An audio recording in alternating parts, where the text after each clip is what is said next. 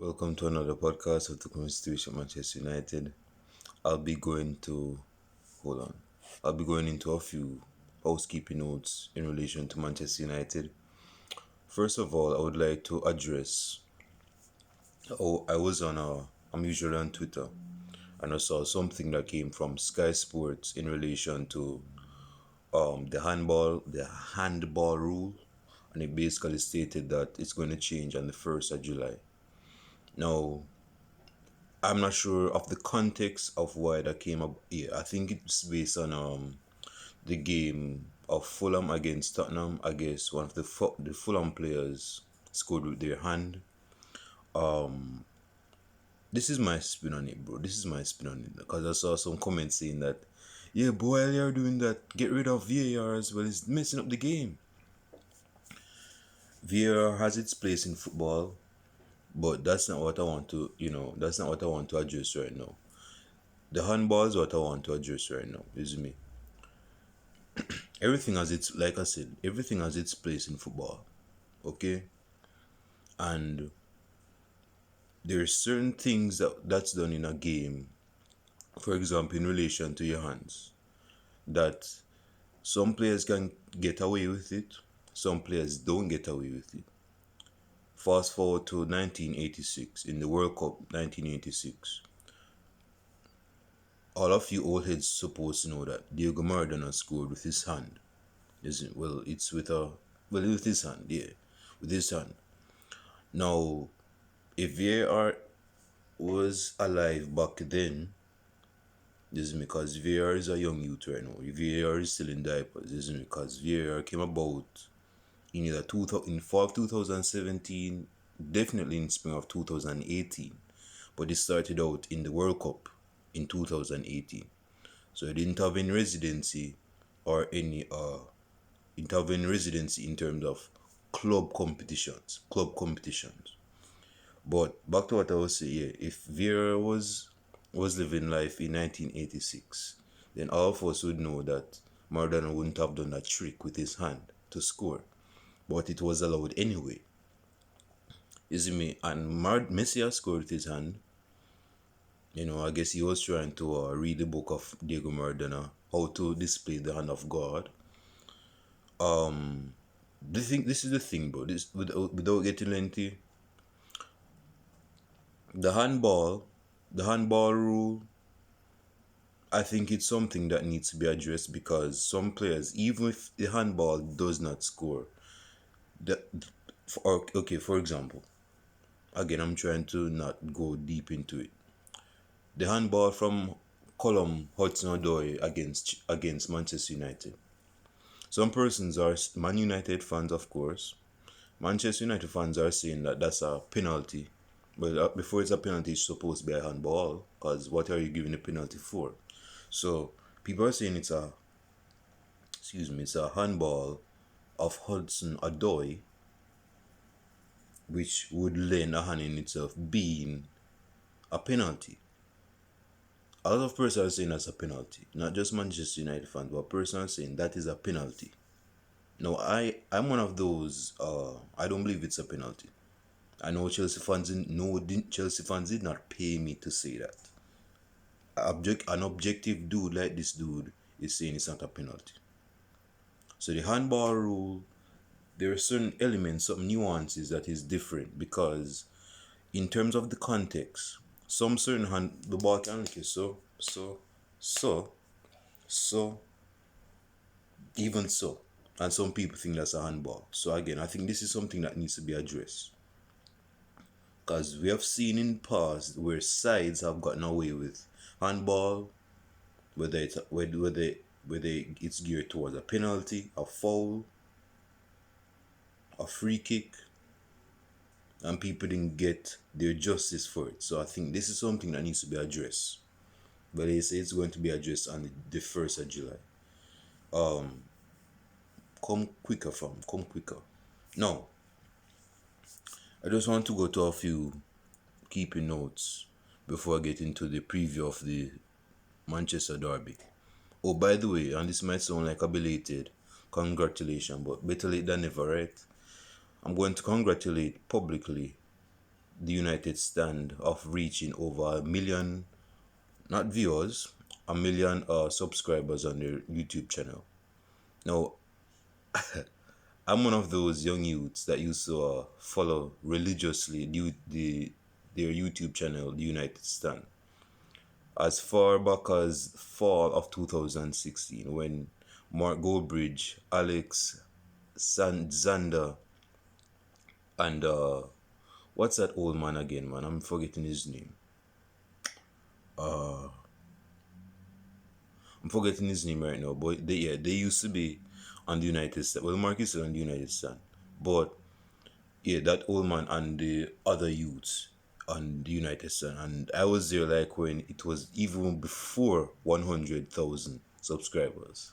This brother right here, so I know the struggle, I know the effort it took for Mark Goldbridge to to mount up to that amount of subscribers, cause to get to make it in YouTube game, bro.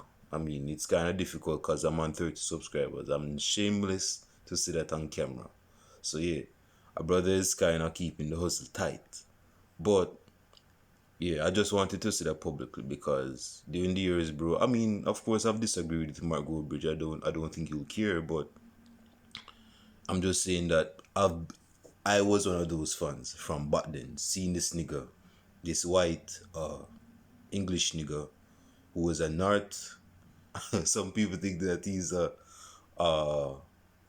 what is I'm forgetting the club right now. They're saying that he used to be some fan of North Whittingham.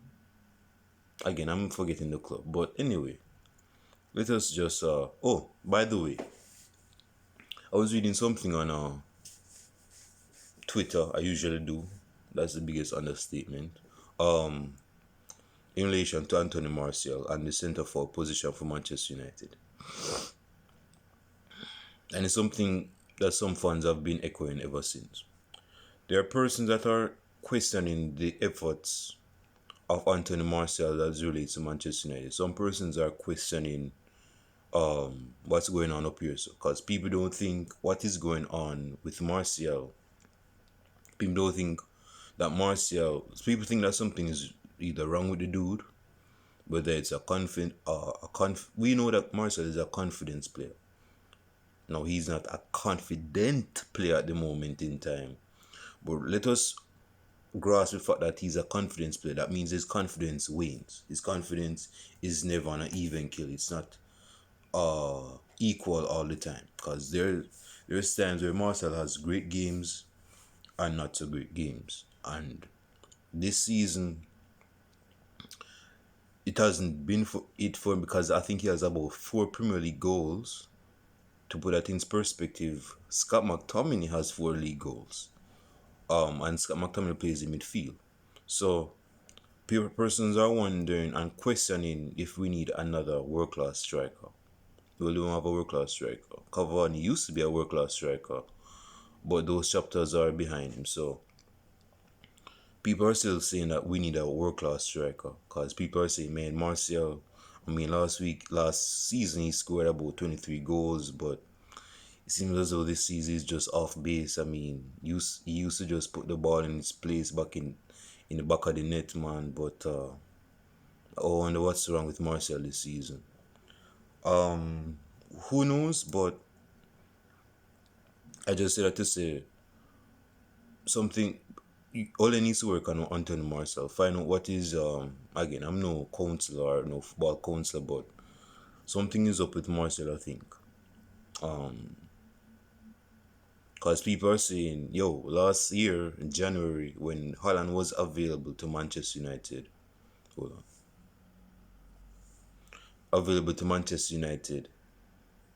Manchester United wanted to keep Martial because Martial was gangbanging last year January.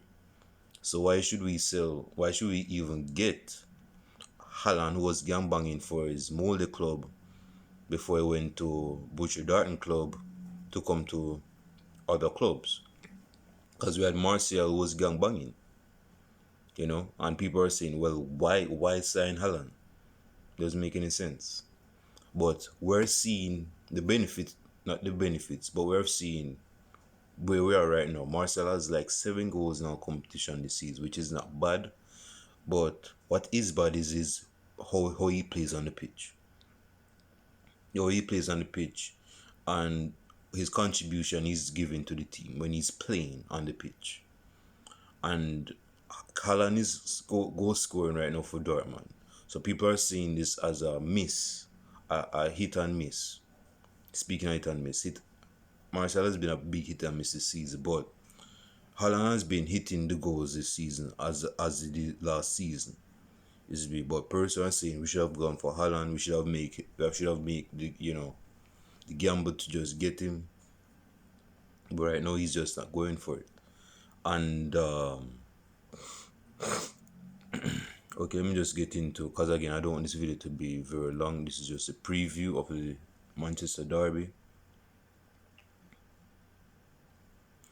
Paul Merson explains why Manchester United are on the verge of a meltdown. Again, these are pundits that get paid, so him saying these types of stuff doesn't really surprise me. But my trick here is just telling me to just click on the link anyway to see what's up. So while I see what's up, I'm just going to give you what's up with the Manchester United preview for the City game. This is giving a brother like me 2017, 2018 vibes, you see me? Because again, dude, Manchester United, if they lost to Manchester United, Manchester City would have won the Premier League. Well, they won it anyway, but that day, City would have been given a trophy. The place emptied, which was unusual. Let's just get that out of the way. The emptied was actually stacked and packed, like sardine in a can. Like it was very full. People were expecting City to fulfill 3 points. Is me to point out to United that they were the better Manchester side. But at the end of the 90th minute, Manchester United put Manchester City on their backside. Also, in the first half, City was leading by 2-0. Now, people would think that would have fulfilled the entirety of the game. But what they didn't have in mind was that United had the DNA, they had the energy, they had the history of coming back from 2-0 behind, 3-0 behind. Not sure if about 4-0 behind, and that's what happened. So you can basically say that Manchester United kind of cock-blocked or crashed City's party, which was 3 years ago in 2018 through a Chris Smalling header. You see me? So we are going to play at the empty yard again. No, it's again, like I just said, it's a given that it's going to be empty because it's empty yard. But what is our game plan when we're going to the empty yard? Are we going to concede? Are we going to go on bended knees and look in the eye of the sky and say, City, you deserve the trophy? What are we going to do when we go to empty yard? We know that City is going to win the league anyway, but are we going to give up our self-respect to City and let them beat us? And that is going to cement them winning the Premier League against us. Because again, we're supposed to win the Premier League. Because we had grounds on when we were in first place. But a 20th place side named Sheffield United started making the dominoes start crumbling down. And ever since, Manchester United has not been the same since. So again, what is our game plan when we go to give me a second. When we go to the Etihad Stadium? So you have to give them respect because they're going to win the Premier League. So I'm just say Etihad. See, it's just second nature to me. Etihad Stadium. So let us go to your boy Paul Merson. He's basically saying that the club is in verge of a meltdown because he's saying that he fears United can be caught in the race of top 4. I think what he's basically saying is that Man United, let's put City on one side and concentrate on United. So United, based on what I'm seeing here, he's saying that Manchester United has become complacent, being in top two position, and he thought that would have led Ole Gunnar Solskjaer and his gang in a situation where they could have probably win the Premier League or stay on top of the Premier League. But based on recent results, that has not been the case. We have been very how I should say, we have been lazy. Our performance and our results has not shown top league form. That is something I need to inform some of you guys about. Again, it's not top league form. So he's basically saying we have become complacent. And he's basically saying if we stay complacent, West Ham, God bless them, Leicester City and other sides like Chelsea, Tottenham can actually catch up with us if we're not aware of us dropping points. If we're not aware, we can drop points to at least third or fourth place.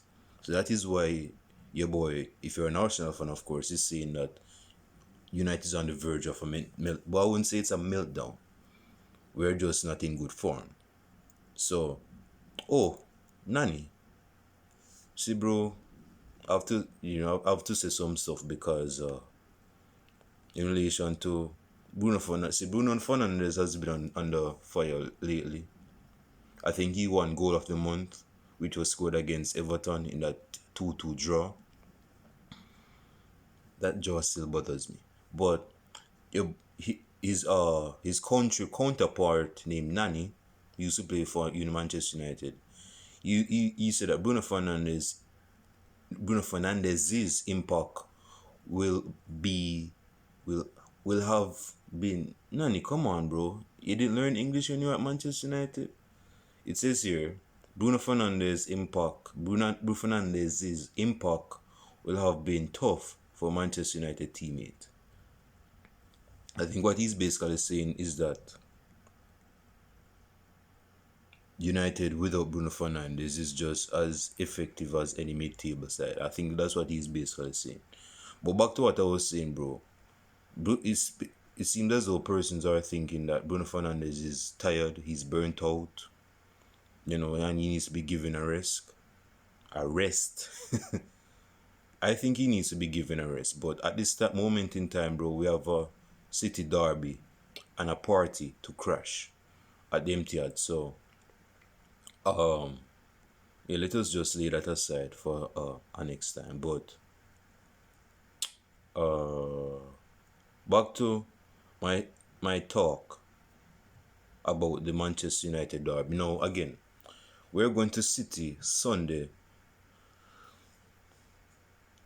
to play against Man City. Again, this is a side that caught up on us. They were like 5th or 4th place when we were on first place, if not second. No, we're on second place because Liverpool's like in second place.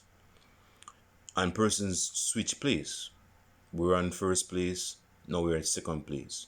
City was in 4th place.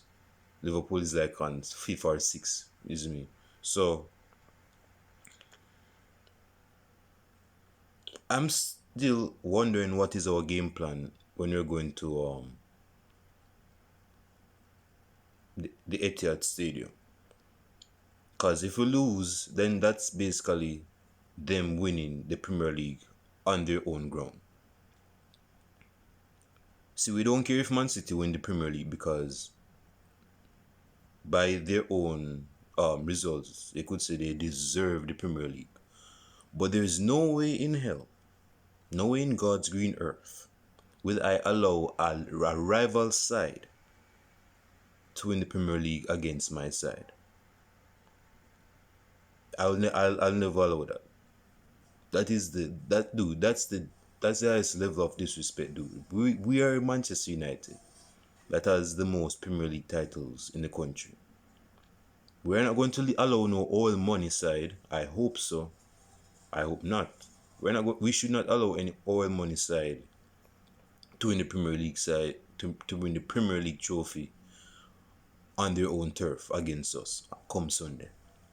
No, we kind of cut blocked that 3 years ago. But Dejavou is the same thing that's going to happen in 2 days' time. So again, what is our game plan? Is it to concede? Is it to wave the white flag and say, yo, okay, you have me, win the Premier League, score 3 against me? Or we're going to say, okay, the Premier League is already nipped in the bud, but we'll go try at least draw, if not win against City. We want to crush their party. We don't want them to win against us. What is our game plan? What is our mindset like when we're going to City? See, again, I don't want to give no backstory, but City wasn't in the Premier League when Manchester United was dominating. Definitely in the early 2000s. Isn't me? But things turned for the worse. I wouldn't say for the worse from their perspective, but things turned for the better, you could say, when my man from the Middle Eastern side came to the Man City side and kind of invest in the club in 2008, 2009. So that kind of helped Man City along the way to win Premier League titles. Let us just be honest about that. Along with good players, good tactics. But again, against Manchester United, we cannot allow Man City. No, I don't think they will be raising the trophy on Sunday. I don't. But them winning against us, that's going to push the deficit a bit further. That's going to push the deficit further. So again, we don't want City to be, well, it seems as, because I'm gonna get in my prediction in a second, but we should not allow City to beat us come on Sunday. I mean, So, without getting lengthy, I don't want this video to be long. My prediction, with all that talk, with all that motivational talk, again, I'm gonna be objective and honest, bro. Again, you guys want to leave your comments down below in the comment section, like and subscribe to the channel and share it. My prediction is either 3-1 or 2-1 to Manchester City. Yep, you heard it. That's my prediction for the Manchester derby. So I'm gonna repeat. My prediction is either 3-1. I don't even think we'll get a goal, but we'll see what's going on. Either 3-1 or 2-1 to Manchester City. So with all that hot-seated talk, I know I'm gonna get a few dislikes, but hey, so be it. That shows that you've been watching my video podcast and you approve of what I've been watching. And you know deep down, I'm telling the truth. Because City has shown consistency over 20 games. Consistency has been lacking in the Manchester squad. That is something we cannot kid ourselves about. As much as we hate Man City, as much as we hate their guts, as much as they're blue in the face, what we know, what is true, and we should accept that in our face, is that they have been consistent. We have not been consistent. So basically, them getting 3 points against us on Sunday is them just reaping the benefits and bringing in the sheaves based on the hard work they've put in over 20 games. This is a side that was in 4th or 5th place. This is a side that's not only on top of the tree, but they are 12 points clear of the top spot. So again, what is your prediction for the Manchester derby? Again, I just stated mine. Is either 3-1 to City or 2-1 to City.